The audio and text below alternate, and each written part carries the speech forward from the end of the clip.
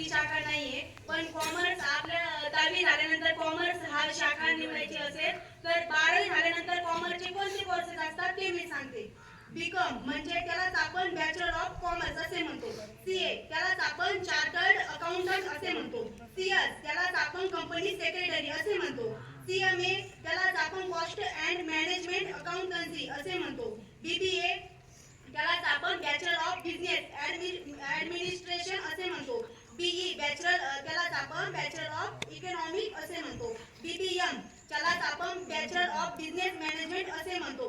आणि बँकेत विविध पदं असतात. त्या विविध पदासाठी आपल्याला जर जायचं असेल बँकेसाठी विविध पदामध्ये आपल्याला काही करायचं असेल तर बीकॉम करायचं. मग बीकॉम नंतर वेगवेगळ्या त्या पदासाठी स्पर्धा परीक्षा असतात. त्या स्पर्धा परीक्षामध्ये आपण जायचं. आणि नंतर आपल्या दीक्षा म्हणजे आपल्या आता आपलंच उदाहरण आहे. आपण रोज शाळेत येतो. शाळेत आपल्याला काही विषयाचं काही मुद्दे आपल्याला काही कळत नाही.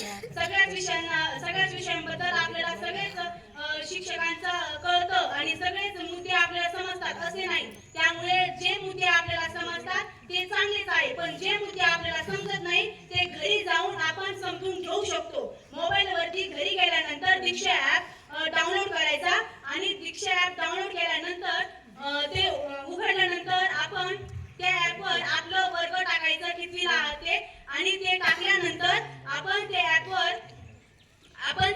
आपला ज्या विषयाचा जो कन्सेप्ट आपल्याला कळाला नाही तो कन्सेप्ट आपण त्या छोट्या व्हिडिओ द्वारे आपण परफेक्ट करू शकतो. आणि त्या दीक्षा ऍपवर आपण राज्याचे योगदान पण पाहू शकतो. राज्यामध्ये कसं आहे काय सगळं आपण राज्याचे देशाचे सगळे आपण ते दीक्षा ऍपवर छोटे